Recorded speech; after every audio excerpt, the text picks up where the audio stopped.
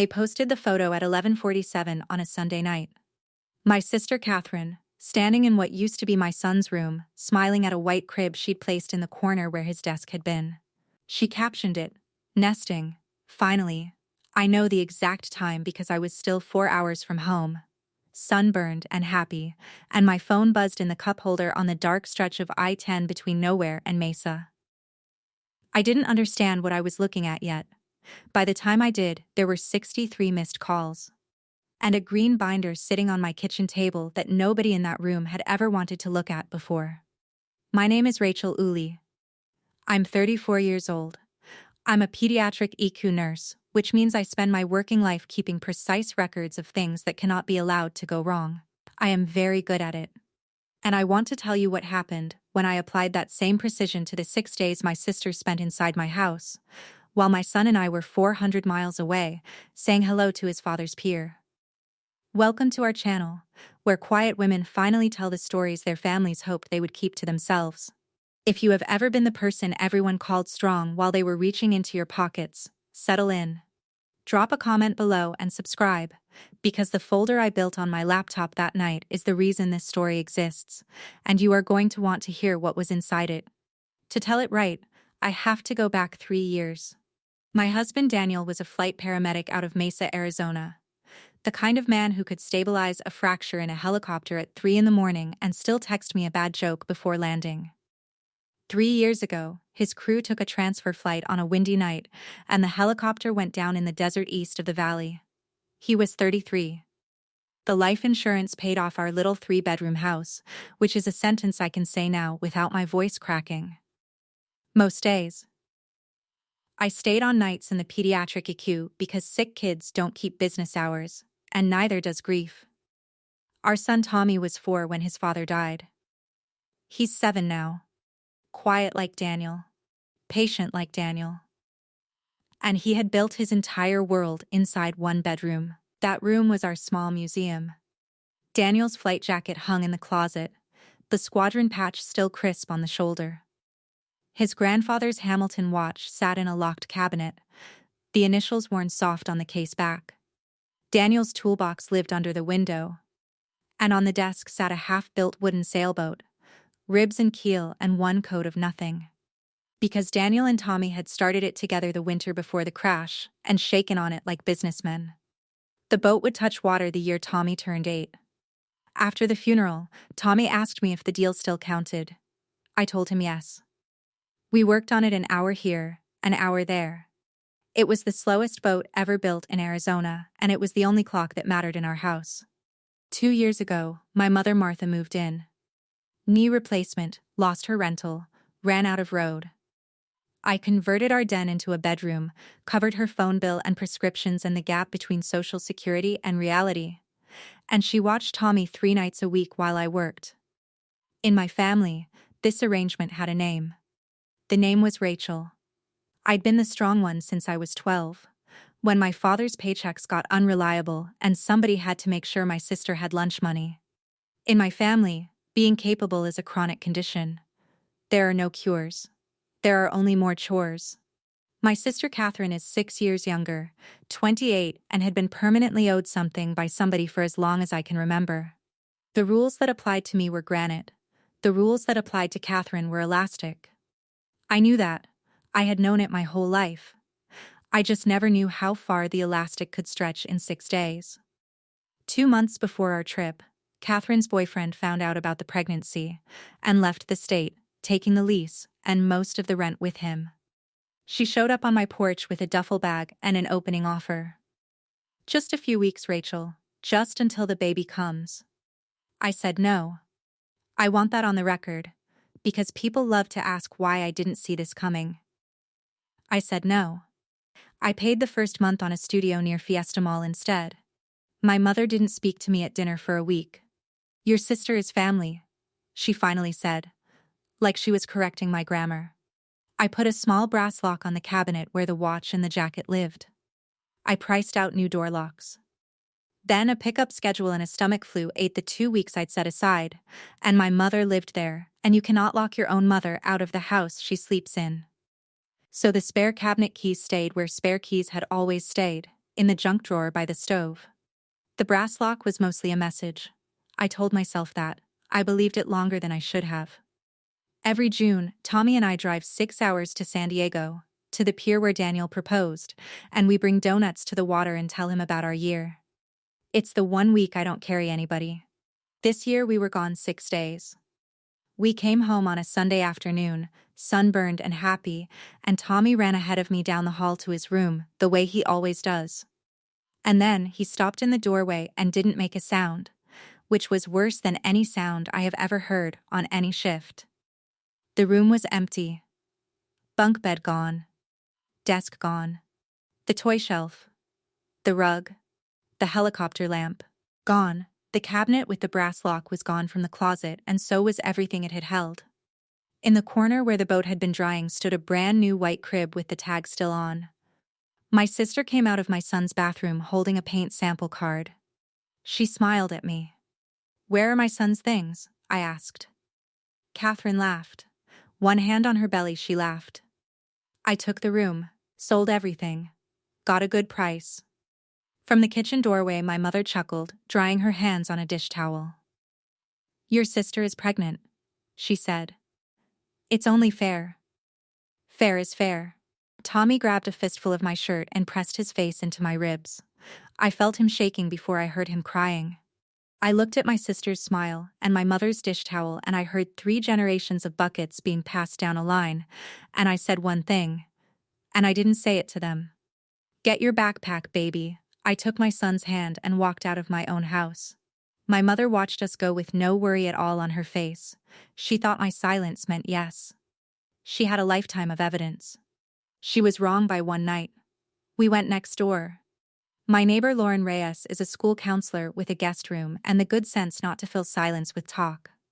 She made Tommy grilled cheese and put on a nature show, and he watched whales with wet eyes and asked me questions in a small flat voice, going down the list of his life. Is my bike gone? Is my helicopter lamp gone? Are my dad's tools gone? I answered honestly because he'd just watched 2 adults lie with their whole faces and he needed one person who wouldn't. Then he got to the end of his list. He looked up at me and said, "We weren't done building it." Said it dry and flat, like a fact he was checking. Then he turned back to the whales. I went into Lauren's kitchen and held onto the counter for a while. After he fell asleep, I did what I do when a shift goes wrong. I ran the list again, slowly, item by item, the way you count medications at the end of a night. And partway through, I stopped. I hit a detail with edges on it. The cabinet had a lock. A small brass lock. And I had the only key on my ring, nearly 400 miles away in San Diego, which meant somebody had gone through the junk drawer by the stove, found the spare, and opened that cabinet on purpose. This wasn't a pregnant woman clearing space in a hurry. Somebody had stood in front of my husband's things, used a key, and made a decision. I slept 3 hours. Then I went home to ask my questions. Comment below if someone in your life treated your silence like permission. Comment if they only called when they needed something. Comment if you spent years being everyone's answer and nobody's question. Subscribe, because what I found on my sister's marketplace profile that night is the reason this story has a second half. Monday morning, I tried it the family way once, because I needed to know exactly who I was dealing with. I kept my voice level, the one I use with frightened parents. I said I wanted 2 things, a list of every buyer, and whatever money was left so I could start buying my son's life back. Catherine looked at me like I'd asked her to return a borrowed sweater. It was kid furniture, Rachel. Half of it was junk. Honestly, you should thank me for decluttering. I asked about the jacket, the watch, the toolbox, the boat. She shrugged. Old man stuff. Dead people don't need storage. I asked one real question. How much, Kathy? She did some math in the air, proud of it. Like 900, maybe a little more, and it's spent, before you ask. Car seat, stroller, the crib. Babies aren't free. I nodded. I wrote the number on the whiteboard of my mind the way I log vitals. Time-stamped, exact, $900. Then I told my sister to take her crib and be out of my house by dinner. That night, with Tommy asleep in Lauren's guest room, I opened my laptop and went to my sister's marketplace profile. And there it all was. My son's bedroom laid out like a garage sale nobody asked me about.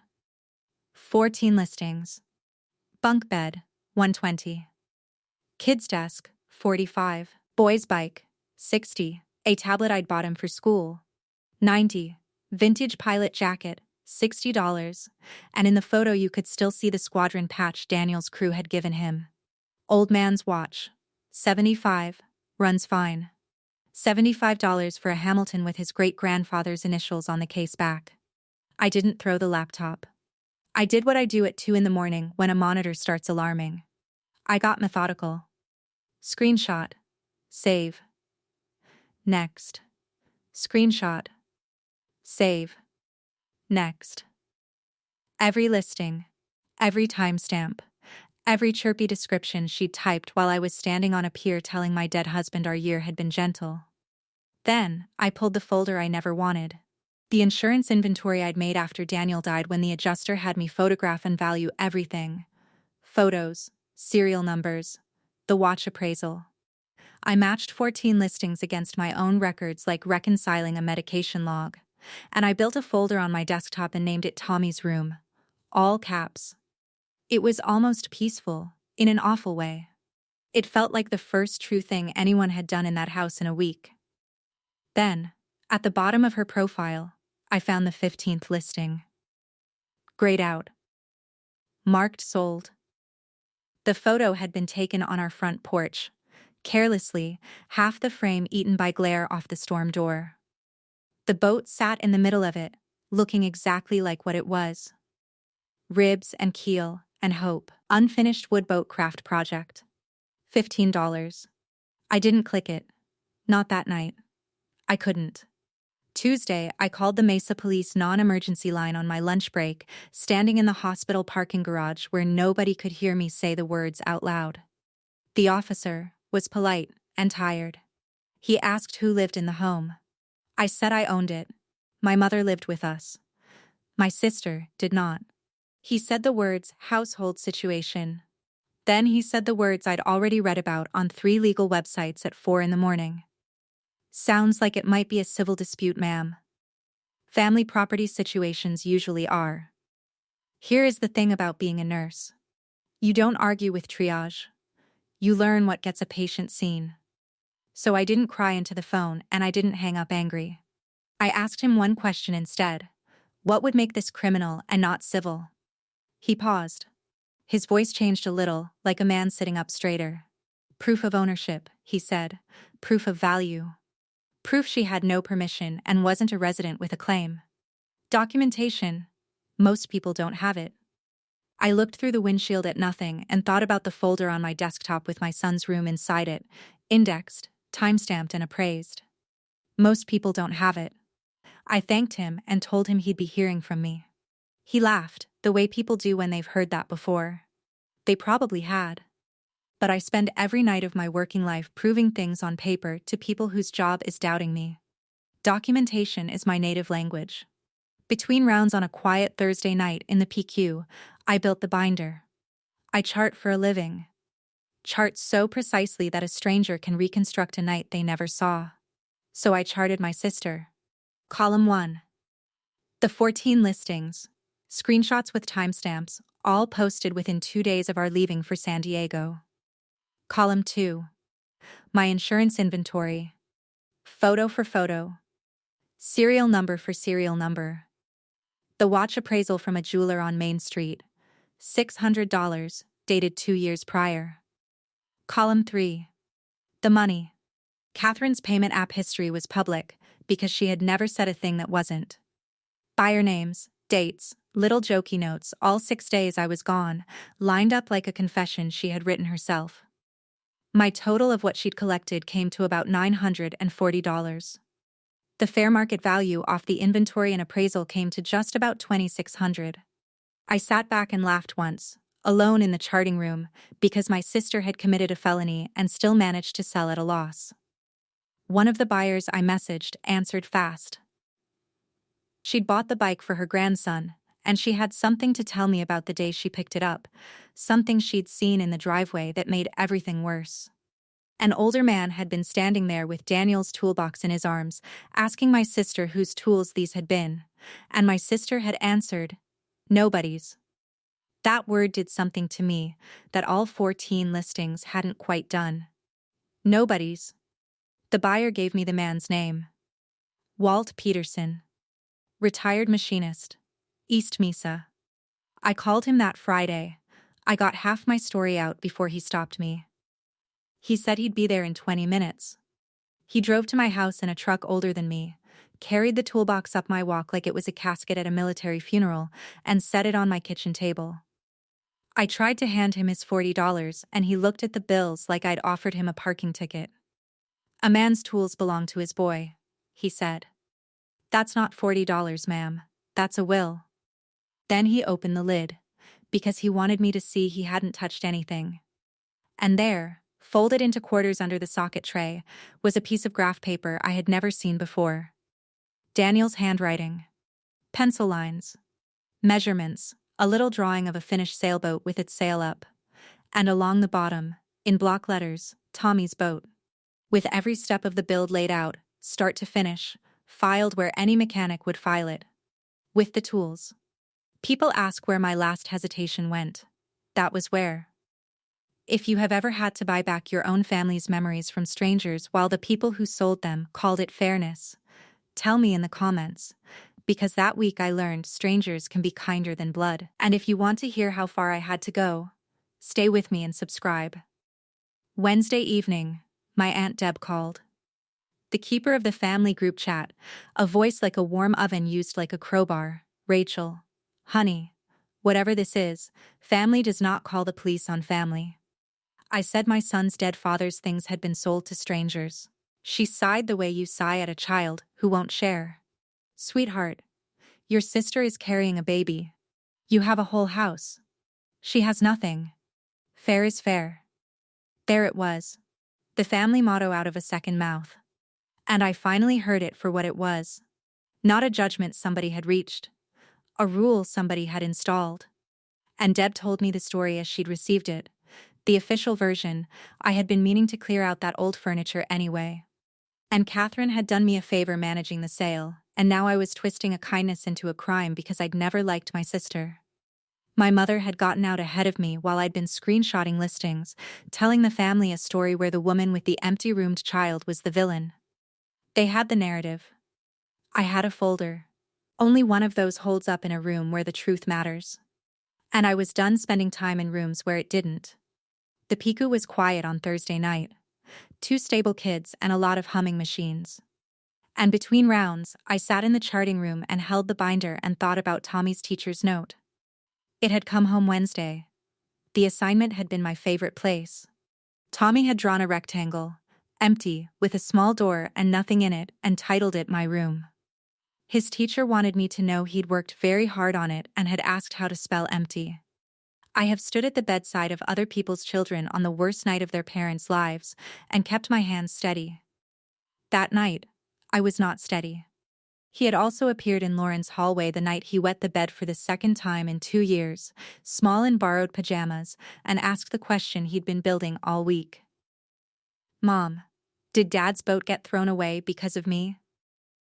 "Because I went on the trip too," he had confessed. Actually confessed to the crime of going to the beach with his mother. That was the night the last of my hesitation died. Saturday morning. Coffee going cold beside the laptop. I clicked the 15th listing. The photo had been taken on our front porch, half the frame eaten by glare off the storm door. The boat sat in the middle, looking exactly like what it was. 11 months of Saturdays. A dead man's promise half kept. No buyer name. Cash. Porch pickup. No profile to message. No thread to pull. The only clue in the photograph sat in the corner of the frame, reflected in the glass of the storm door. The tail end of a pickup truck parked at our curb. Faded copper. An old tow mirror on the side. That was it. That was everything. I printed the photo and put it in the front pocket of the binder. Then I did something I hadn't done in 3 years. I talked to Daniel out loud in an empty kitchen. I told him what had been taken and what had been blessed and what I was going to do about it. And then I set my promise down like a care plan, because that is how I keep promises. Find every buyer. Then file the report. Monday, 8 a.m., the Mesa Police Records lobby. I was going to be the first appointment of the week. The desk officer flipped through my binder for a minute, then picked up a phone. 20 minutes later, I was sitting across from Detective Marisol Alvarez. Property crimes. She went through the binder without a word for a long time, the kind of quiet that means someone is actually reading. Then she tapped the page. Did your sister live in the home? No. I could show the studio lease I'd co-signed across town. Did she have permission? No. Whose name is on the house? Mine. Who owned the items? My son and my late husband's estate. The inventory and appraisal in front of her said so, with serial numbers. She sat back. People think family theft isn't theft, she said. It's theft. What you have here is called conversion. She walked her pen down my valuation page. Past 1,000, already a felony. Past 2,000, the class goes up. And she wrote a case number on the cover of my folder like a doctor signing an admission order. You chart like this at work? She asked. Every night, I said. She almost smiled. Then she warned me. And she was kind about it. Doors like this. Once you knock, you cannot unlock. I told her I'd stopped believing in that particular door anyway. Catherine got the detective's phone call on a Thursday. My family found out what I'd done in under an hour. Guilt travels faster than fiber optic. My mother didn't yell. Yelling would have meant treating me like a person she was fighting with. Instead, she went cold and administrative. She started speaking to me in memos. After everything I have done for you, delivered to the coffee maker. I raised both of you better than this, delivered to the dishwasher. And then Friday, the move she had rehearsed my whole life. The one she had always known would work. She stood in the hallway in her robe and announced she could not possibly watch Tommy anymore. Not for a daughter who treats family like criminals. And she went into her room and closed the door softly. Because slam doors are for amateurs. Understand what that cost in real money. 3 nights a week, my mother was my childcare. My night differential, the shape of my whole job, stood on her being home. I transferred to days. $400 a month, gone. Lauren took school pickups without being asked twice.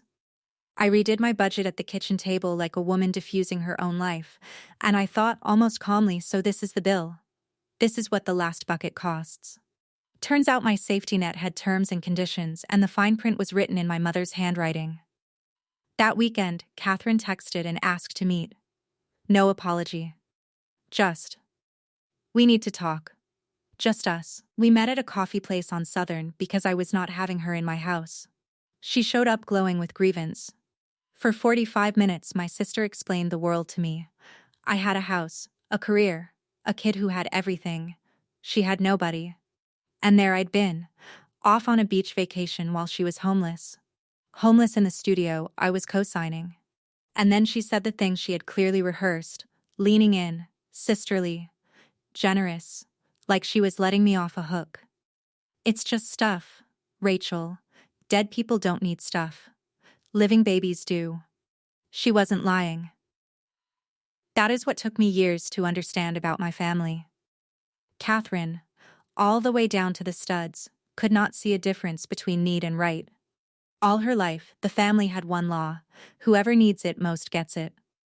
She'd been appointed neediest at birth, so the law had always ruled in her favor. She hadn't robbed my son in her mind. She'd executed a policy. I put my coffee down and asked her one thing. The watch had his great-grandfather's initials on the back. What were yours? She stared. Then she dropped the sister voice and made it simple. If you press this, you will lose all of us. The whole family. Think about that. I did think about it. Right there. While she watched me and rubbed her belly like a judge polishing a gavel. She thought it was a threat. She never understood it was an offer. Detective Alvarez called me on a Tuesday afternoon, courteous and exact. The interview had gone the way interviews go when someone believes they are untouchable. My sister had explained on the record that she'd sold the items and spent the money, but that it wasn't stealing because it was family. The case was going to the county attorney with a recommendation to charge theft by conversion. A week later, Catherine was served a summons. A cousin in Tucson texted me quietly, for what it's worth, she did the same thing to Grandma's sewing machine. Nobody said anything then either, and my Aunt Deb invited me to Sunday dinner. The whole family. To talk this out like family. Bring Tommy. I told her not yet, and I could hear through the phone how much that answer wasn't in her script. Around the same time, my mother stood at the stove stirring a pot she had no plans to share and said without turning around, "Drop it, Rachel. The county. The lawyers. All of it. She's your sister. She made one mistake." Fair is, I left the kitchen. I want to be honest about that. I didn't stay for the end of the sentence. 34 years old, and it was the first time in my life I had ever walked out of a room while my mother was still correcting me. My hands shook for 10 minutes afterward, alone in my bedroom, like I'd jumped off something high. Then the shaking stopped, and something else didn't start. And I realized that something was dread. And it just wasn't there anymore. The victim statement form was waiting for my signature. Friday morning, I went in to face it. Alvarez laid it on the table and told me plainly what it was, and wasn't. The county decides the charges. Later, if I wanted to ask for leniency, I could ask. They listen to victims, but I couldn't make this disappear once it was in the system. Take your time, she said. I didn't need time to remember. I needed time to cross. I wrote out the facts I knew by heart. Dates, items, values, the locked cabinet, the spare key, the porch photo. And then, my pen stopped over the signature line. I sat there and watched my whole quiet life go by. Every fire I'd smothered so the family could stay warm. Every time keeping the peace had been assigned to me like a shift nobody else would take. If I sign this, I am no longer the strong one. I'm the difficult one. There's no road back to the old seat at the old table. And then I thought about a rectangle drawn in crayon.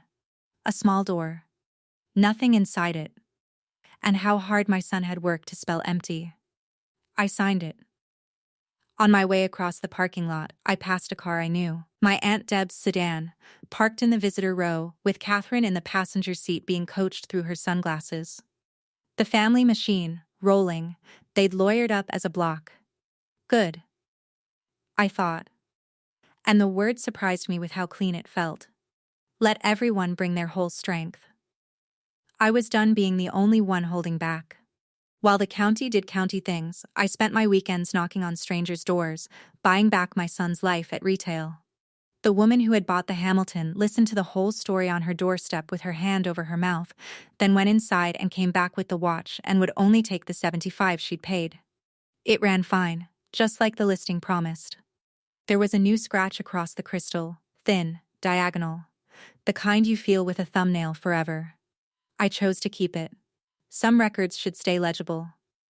The flight jacket came back from a collector who knew exactly what squadron patches mean and returned it for his $60, embarrassed to have it. It came home smelling like somebody else's cigarettes. Tommy tried it on anyway. It swallowed him to the knees. It still smells wrong, he said, and wore it through dinner. The bunk bed, I lost. The tablet, wiped and gone. I kept a tally sheet on the refrigerator, found and gone, and Tommy checked it every morning like a kid reading a fever chart. One line stayed blank all through those weeks. The only line he actually asked about. No copper-colored truck. No boat. The county attorney's office moved, and suddenly everyone's tone changed.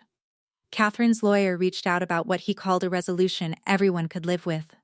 First-time offender, expecting a baby. The prosecutor was open to a deferred path, counseling, restitution, the record wiped clean if she completed it. A letter from me supporting leniency would carry real weight. And folded around that legal offer came the family's own package. Catherine would apologize in front of everyone at dinner. Your mother is willing to put all this behind her. Everything can go back to how it was. I want to be honest with you about that week, because this is the part nobody believes about these stories. I wanted to sign it. Not for Catherine. For the how it was. Sunday dinners where nobody's in a courtroom. My mother's pancakes on Tommy's birthday. A family whole around a table with me back in my old seat. All I had to do was pick up the pen and be the strong one. One more time. That is the trap they build for women like me. The exit is always shaped exactly like the thing you've missed the most. Put yourself in that kitchen. The letter is one signature long. Your family comes back tomorrow, or your son watches you fold again. Forever. Which one would you sign? Tell me honestly in the comments. I rewrote my answer 100 times that week. And subscribe, because the dinner where they asked me to my face is what happened next. I said yes to Sunday dinner and I went alone. Because whatever was about to happen, Tommy wasn't going to watch it. 11 adults. One pot roast, one agenda. There was an empty chair waiting for me next to Catherine, which told me the seating had been discussed. Deb stood up before the salad. We are not leaving this table until this family is whole again. Then they took turns, and I want you to hear how organized love sounds when it's aimed at you. She's pregnant, Rachel, it's just stuff. Stuff can be replaced. Your father would be ashamed, from an uncle who hadn't called me since the funeral. Think of the baby. Think of your mother's health. Think of Christmas. I ate slowly.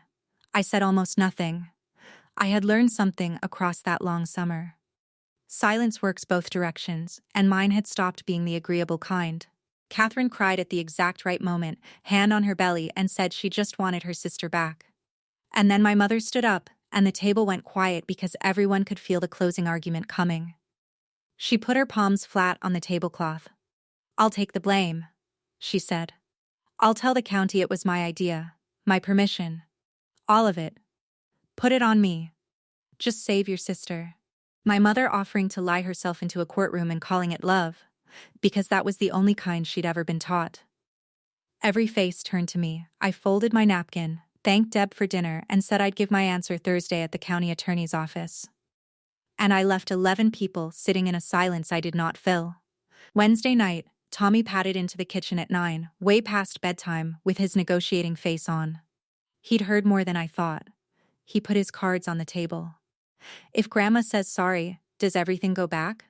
I told him some of it could and some of it couldn't. He nodded like a little actuary. Then he asked the real question, the one he'd been carrying up and down the hallway for days. Will Grandma still make me pancakes?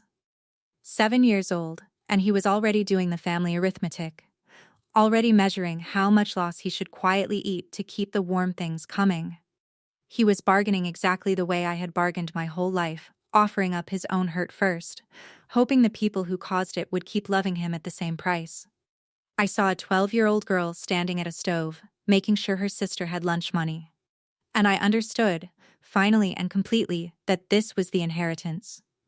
This was the thing being handed down in my family, wrapped as love. And I was the one holding it now, deciding whether to pass it to him. I told him the truth. I don't know about pancakes, baby, but nobody gets to take your things and call it fair. Not ever again. And you will never have to earn what's already yours. He thought about it. Then he went to bed. I sat down and wrote, and it wasn't the leniency letter. It was my victim impact statement. 4 short paragraphs. Every sentence a fact, not one adjective doing damage that the facts wouldn't do themselves. Thursday, I wore my nurse's calm.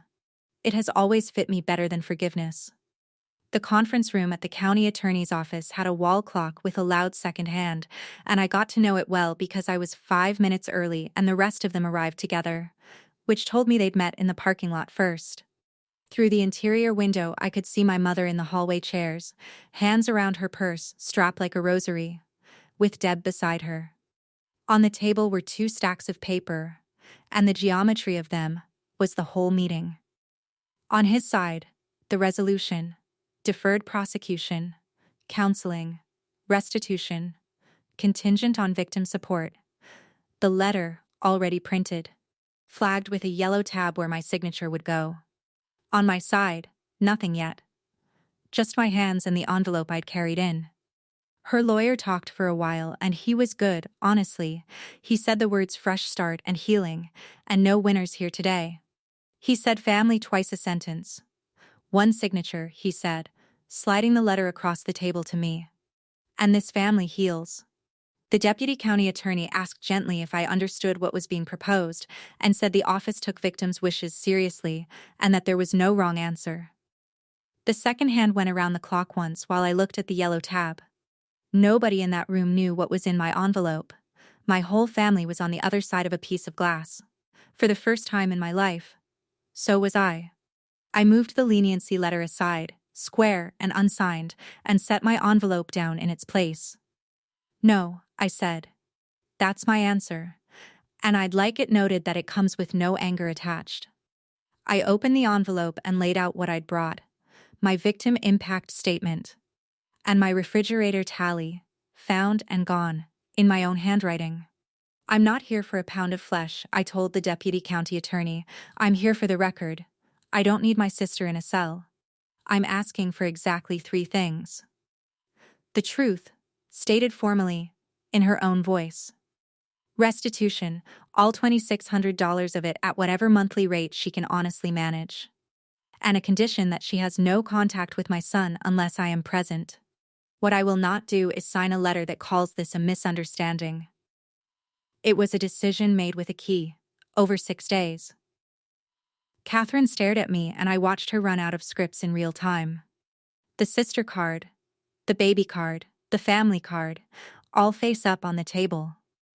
All spent. They brought my mother in then. Her last play. She stood behind Catherine's chair and looked at me the way you look at weather. Rachel, she said. Fair is fair. And after 34 years, that sentence finally came to the right address. You're right, Mom.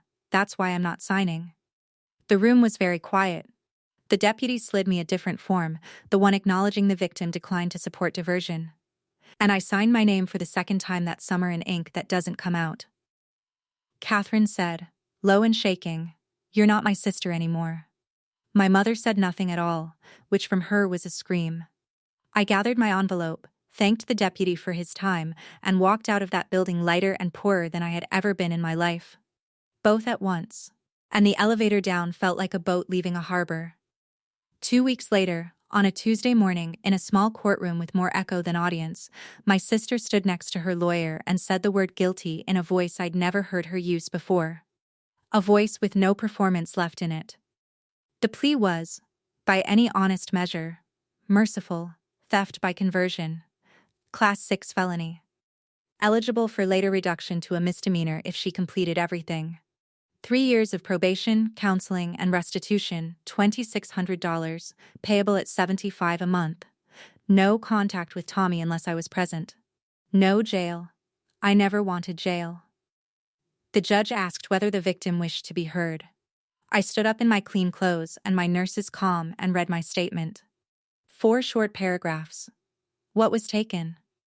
What it had been worth on paper. What it had been worth at 2 a.m. to a boy who talks to his father's jacket. And 1 sentence at the end I had rewritten more times than the rest combined. I'm not here for a pound of flesh. I'm here for the record. Because my son will someday ask what his mother did, and the record is my answer. Nobody gasped. Real courtrooms don't gasp. The judge accepted the plea, set the terms, and moved to the next case. And that ordinariness was its own kind of justice. My family's private law, the one where need beats ownership and the strong one eats the loss, overruled in 4 unglamorous minutes by the actual kind. Catherine kept her eyes on the table. The smile from the empty room was nowhere in that building. I didn't stay to watch her cry. The record didn't need my eyes on it. My mother moved out right on the 30-day line, and I kept every promise I'd made in that envelope on the kitchen table. I packed boxes beside her for 2 days, her wedding china in double newspaper, and carried them to Deb's spare room myself, and set up her pill organizer on Deb's windowsill the way she likes it. Sunday on the left. That is the part people do not understand about drawing a line. I did not stop taking care of my mother. I stopped paying for the privilege of being robbed by her. At the door with the last box, she tried one final time. Quietly, no audience left to perform for. I stood there holding her china and heard the sentence underneath the sentence. The one she'd been told at a kitchen table in 1987 and had spent her whole life obeying. There was a ring once, her mother's hand in a dresser drawer, and the words fair is fair said across a table while she swallowed her one permitted night of tears. A relay that had run for 40 years before it reached my son's room. I'm not going to be anyone's inventory either, Mom, I said. And I put her box in Deb's hallway. And I hugged her, because she is my mother and she is also the first casualty of the things she passed down to me, and both of those things are true at once. Then I drove home to my own house where every lock answered to one key. Mine. The quiet that night was enormous. Tommy asked if we were sad. I said yes, and that sad was allowed, and we made pancakes anyway. Ours were better. The call came on a Saturday in September. Ma'am, this is Walt. Don't get your hopes all the way up. Walt Peterson, it turned out, had never stopped working my case. All those weeks, the retired machinist had been going to swap meets and tool aisles, describing a copper-colored pickup with an old tow mirror. And somewhere between a socket-set table and a parking lot in Apache Junction, somebody said, "That sounds like Earl's truck." Earl had bought a $15 unfinished boat off a porch in June because his wife thought it would look sweet on the patio with a fern in it. It had sat outside all summer, monsoon rain, 110 degrees of sun.